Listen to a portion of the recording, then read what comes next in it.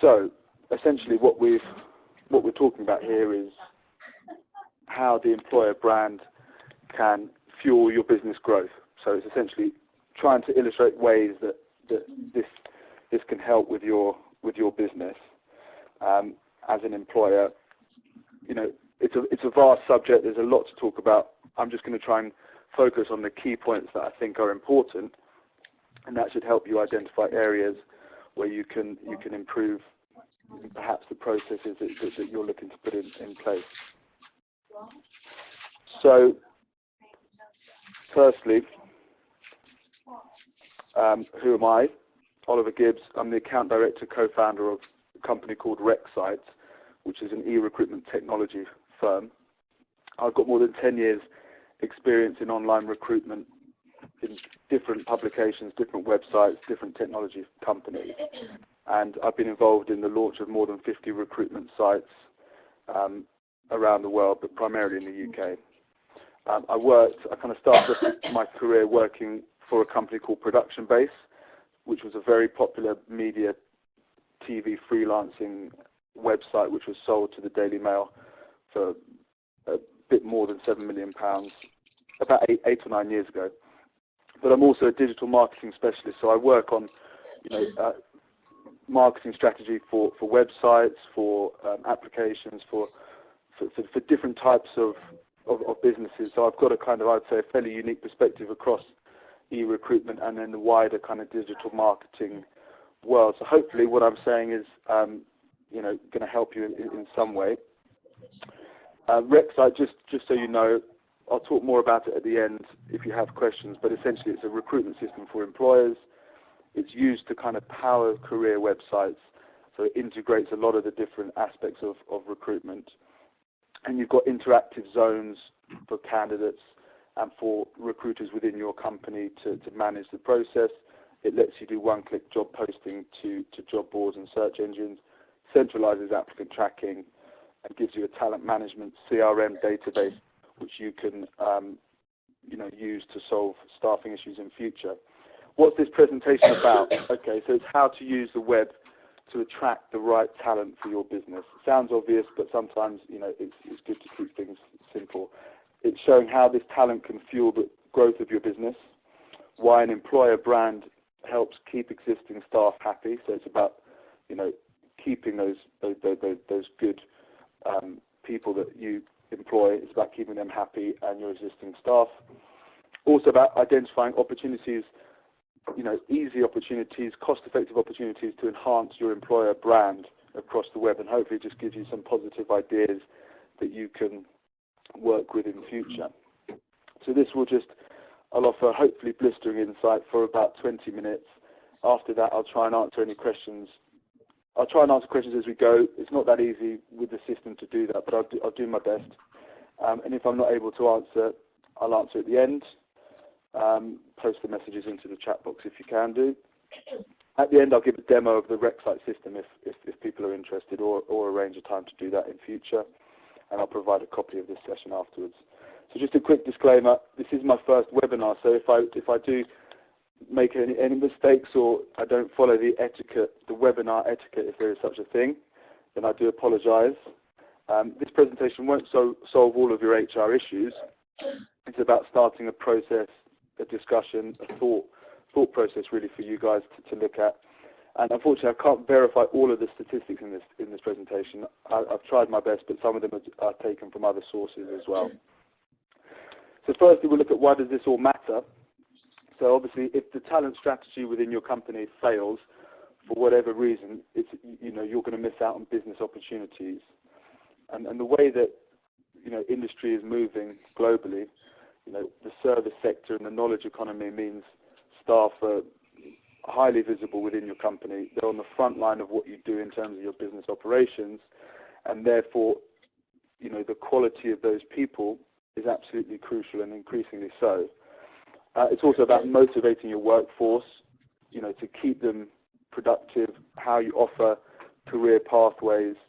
They know where they're growing within the company and what their reason is to get up in the morning and come to the office. And obviously it's about reducing the turnover in terms of staff leaving the company as well. it's all about giving your business an overall superior competitive advantage. So, the bad news is it's a war of talent, really. There's not enough skilled people in all industries, in all professions. Some talent pools are becoming more and more scarce. Science, engineering, social work as well is very, very difficult to find enough of the right people. So employer branding is your way of avoiding this problem for the future. It's about securing those people in the right way. Some of the benefits for small, medium-sized companies in terms of getting the right talent, those people with the right skills and attributes, they can almost be more valuable to SMEs as they are to larger corporations. Smaller businesses often offer more kind of entrepreneurial, flexible working, and some of these people they're more suited, they can excel in these environments. Some of the larger corporations, they have less personal relationship with the customers. They're more formal, they're more structured. So highly talented staff sometimes prefer to come and work for a smaller, more agile business. It offers them a more suitable environment to grow and make an impact, really, and that's really what it's all about. Smaller companies, the corporate culture is directly shaped by the staff more so, I would say. So recruiting the best talent can be, almost more urgent for small, medium-sized businesses. For larger companies, it's about gaining a competitive edge where there is a shortage of skills. It's about reducing the dependency on recruitment agencies, job boards, external sites. These are all very expensive. It's about acquiring talent that isn't on those shared platforms. It's not on the job boards. It's about sourcing those people in a different way. This helps you to solve staffing issues, quickly and immediately, and raises the level of performance, in each of the segments that you work in. So the power of the employer brand. Now here we have Gareth Bale, a traitor who left my beloved Spurs. He said he would go to Real Madrid for a penny. So it's the pull of the employer brand. If somebody wants to be part of something bigger, that money is not necessarily the be-all and end-all. In the end, he was sold for 85 million, so there was some money involved there. But what exactly is an employer brand? This is the question. Essentially, I'd say it's a perception or an identity of an employer carried by an organisation's employees and potential employees. So it's about attracting the right type of people for your business. That it varies from one company to another, but it's the right type of people for you. Employer branding, it's got to be multi-platform. It's got to be working across all the different communication channels that you're operating in. And it's about the EVP, the employer value proposition. What do you stand for? What's the message that you're delivering to your talent pool, to your potential employees? And if you like, that's the first step of any employer branding process, is to say, look, what exactly do we stand for? Who are we? Your empire needs you. This isn't a good example of employer branding. The benefits of a positive employer brand, so when we have a situation where an employer brand is perceived well, it's not always the case, but often it is. Obviously, you're getting more effective recruitment of the top talent. But also, employer branding helps keeping those employees happy, which impacts on productivity. So it's more communication with staff, improved career pathway, better engagement. But a good employer brand also should help strengthen other relationships, consumers, shareholders, potential employees, of course, but also the wider community. It's about what your business stands for, essentially. In terms of the numbers, a strong employer brand, 83% of employers claim that the employer brand had a significant impact on the ability to hire. That's a huge figure, 83%. They say also that the cost per hire is reduced up to 2 times lower if you have a positive employer brand out there. But also staff turnover rate, 28% lower. That's the way that you can obviously help to keep those successful, effective members of your company happy. So there's a kind of threefold advantage of having a positive employer brand. Also, candidates accept roughly 10% lower salary. So there you go. There's another benefit really for that. You're reducing the turnover of staff, but it's also about the correct and the accurate view of your company. You're not trying to get every single skilled graduate to apply to work with you. You want the right people, and the employer brand should act as a filter, really, to say this is who we are. Can you see yourself working with us? If so, come and apply. So it's the right people, it's the right expectations, it's the right focus.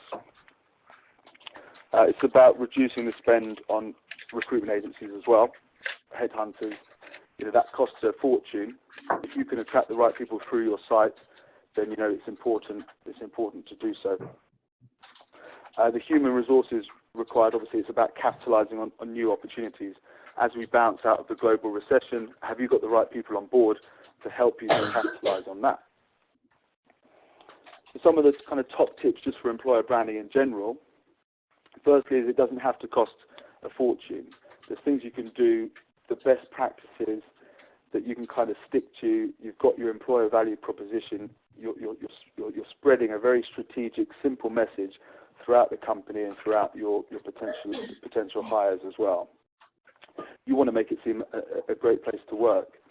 Focus on what makes your company different. This is very important. It's like any type of branding. You don't want to be the same as everybody else. You need to be remarkable. You need to be different. You need to attract attention in some way. You've got to express personality within your career sites, which is the primary place for your employer brand to exist. So it's about being different. It's about being human. Video case studies, genuine people, small details that reveal the reality of daily work life within your business.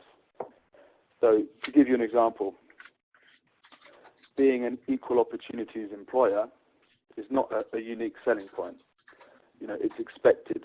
Everyone should be an equal opportunities employer. Doing something different, organising a pancake breakfast on Fridays, it's a bit cheesy, but that is different. It's about, saying what makes us remarkable. We're not like everybody else. So that's the kind of type of content that we're looking to promote really on the employer brand site. This is just a bit of info about where candidates expect to engage with the employer brand. So for example, a candidate would expect an employer to have a career page on Facebook. 61% would expect that. 94% expect an employer to have a presence on at least one social platform. That's a really, really high figure. Clearly, there's an expectation there that an employer is going to offer information about themselves, offer insights into what it's like to work there on these different platforms. And 74% actually use a company's career site to apply for a job. Again, that's a huge figure, and it just shows the power that the corporate career site has really in the recruitment process. So careers website, love at first sight. Candidates spend a very little amount of time on a corporate career site at the beginning. It's like 6 seconds. If they don't get a good feeling, they won't hang around to apply. You've got to attract that candidate instantly, otherwise, they're going to go elsewhere. You've got to give a good impression. It's not complicated. It doesn't have to be expensive, but you do have to be very clear about what the employer proposition is on the site. Okay, we're going to look at a case study now. So this is an American company. They're an online shoe retailer. They do things very differently in terms of the career site. This is one of the very best that we've ever come across, and I think it basically illustrates how you can really kind of enhance the employer brand without necessarily spending a fortune. It's all about content. So there's a clear and direct design here. You've got genuine people on there. You've got some kind of community type feel to the design, and the brand looks approachable. It looks attractive. So instantly you think these are real people.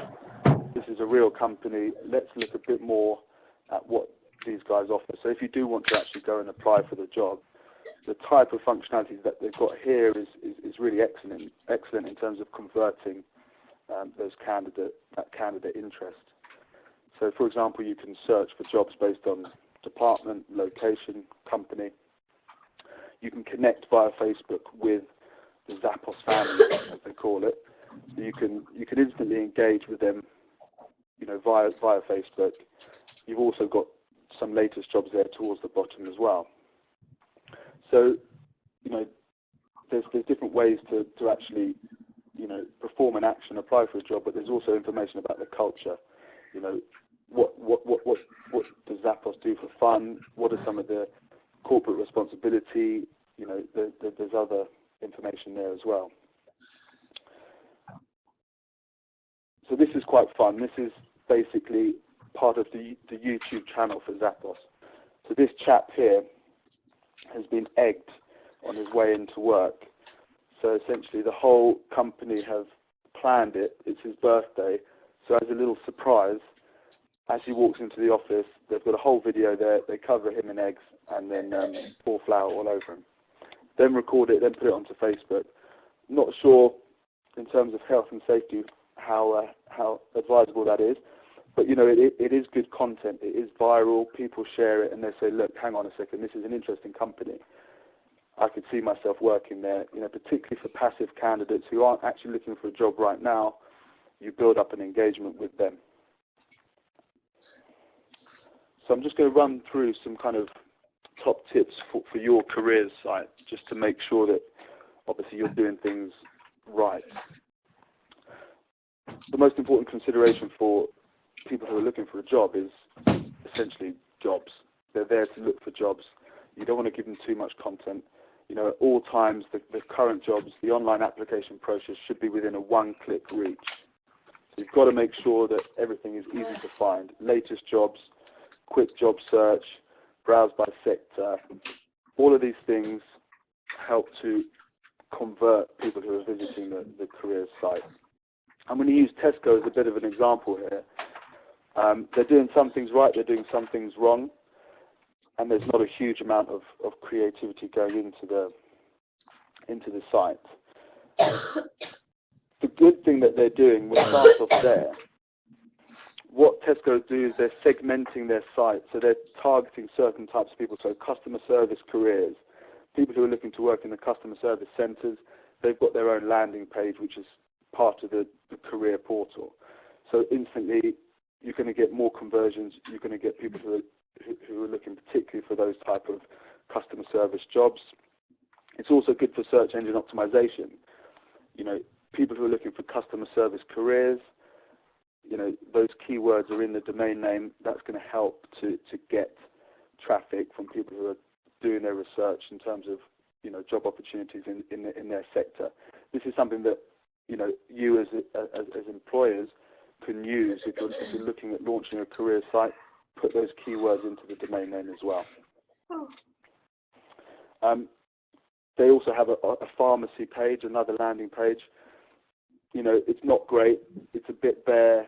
She looks like she's got a kind of speech bubble coming out of her nose there. There's a lot of white space. There's no call to action. There's no latest jobs.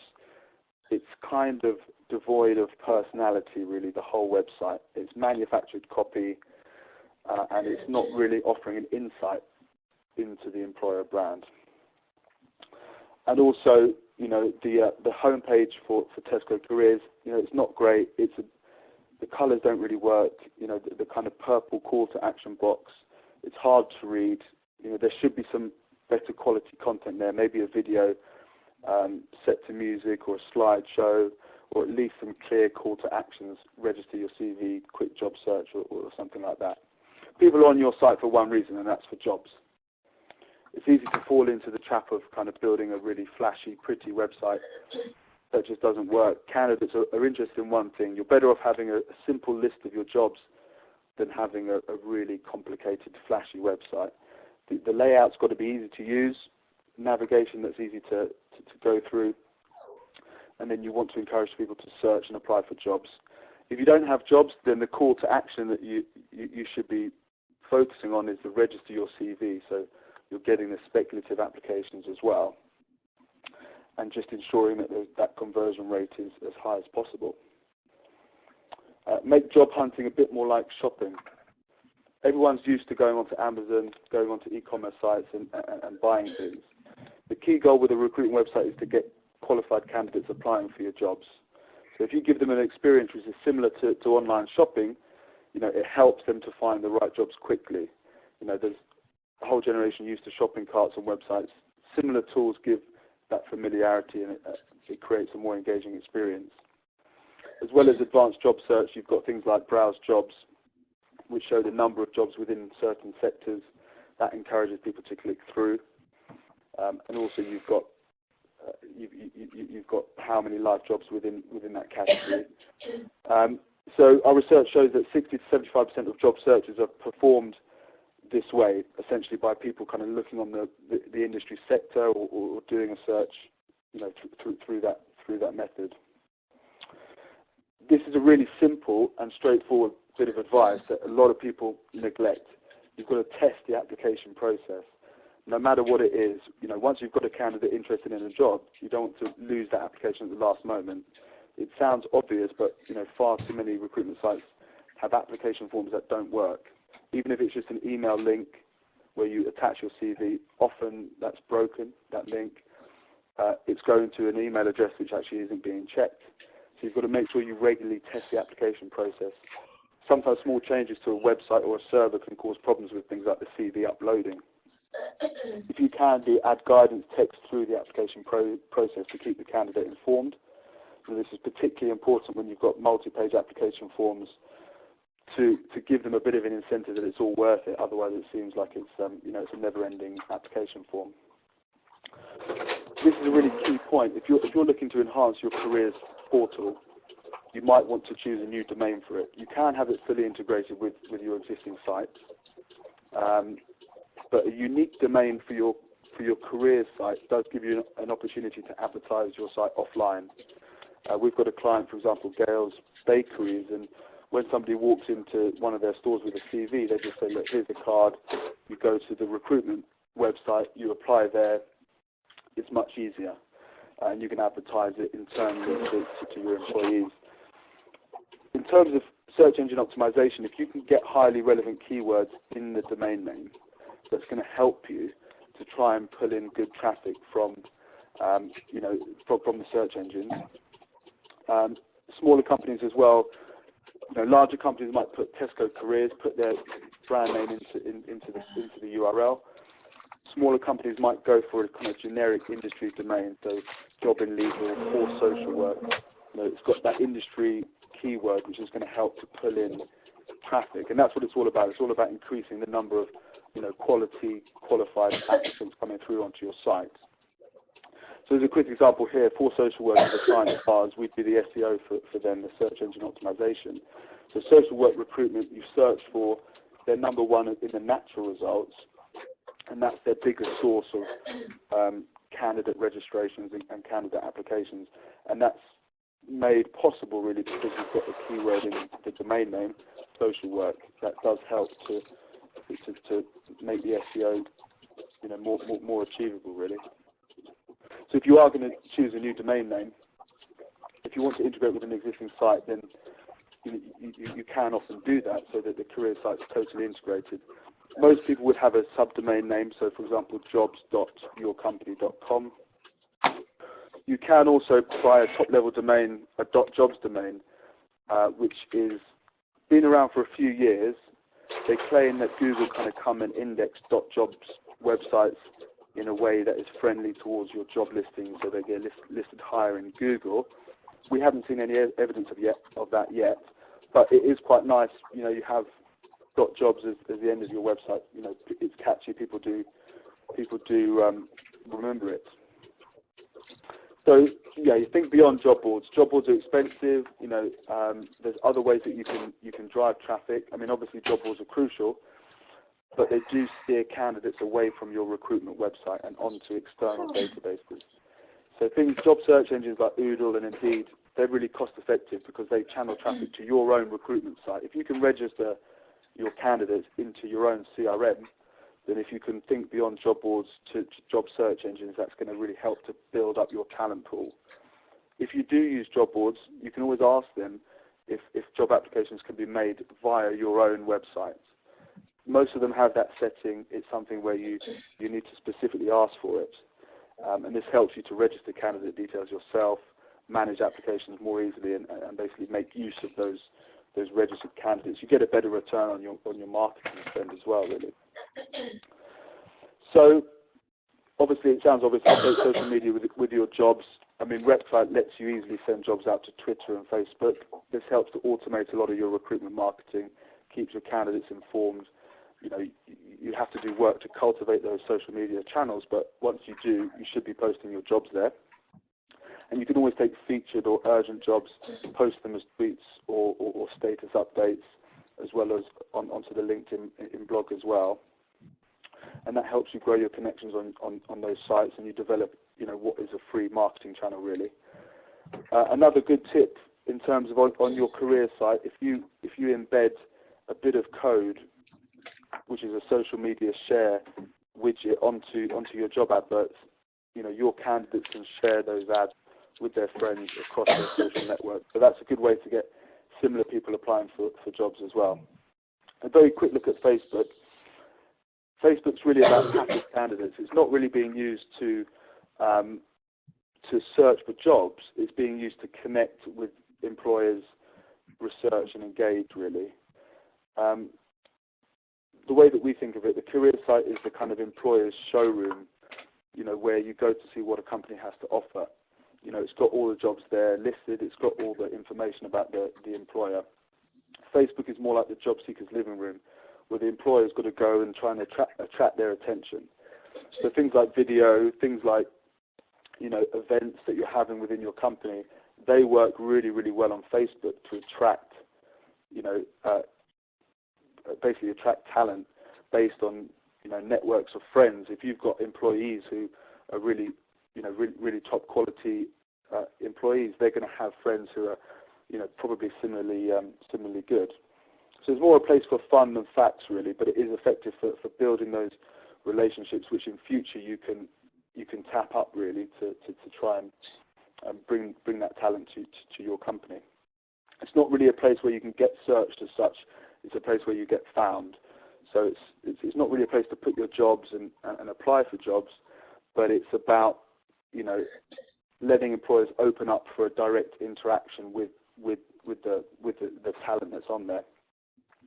But it's always important to respect the rules of Facebook. You can't overstep the mark. You've got to keep it light-hearted and fun. You know, there's quite a lot of etiquette there on Facebook to consider. In terms of defining the different segments, you know, it's important to have a kind of strategy for the different talent segments that you're looking for. So supply chain, admin, management. Graduate's a good example. You know, you're going to want to have a slightly different graduate recruitment strategy than you are in the other industry sectors. You need also to have a kind of strategy for passive and for active talent. So active talent, those are the people who are looking for your jobs on job boards, coming onto your site, applying, and everything else. Passive are the people who perhaps they are employed already. You know, they know about you, or you want them to know about you. When you do find or identify talent that you know is already employed, perhaps you can connect with them on LinkedIn, share ideas, repost their blogs, tweets, invite them to events. In future, when they're looking for a change in their career, you know, you should be in their mind, really.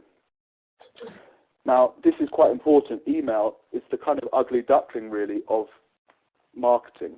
It's not fashionable, it's seen as annoying, but it is by far the biggest social network of all. And a lot of people neglect email in their recruitment strategy. It's a powerful engagement tool. 69% of candidates like to apply for a job via email. So essentially, you know, they're expecting to get notified of new jobs, and they're used to applying via an email that they've received. It's also good for engagement, so there's kind of touch points from potential employers. So, you know, a good recruitment website is going to be interactive when you go and register, but it's also going to be interactive in terms of, you're receiving notifications on a regular basis. You're keeping in touch with that applicant, in the longer term, not just for that immediate action. And also, it's good to automate job alerts, company updates, and newsletters as well. We did a weekly email communication for Sky TV, which was a good example of this. It was actually to kind of target the existing employees.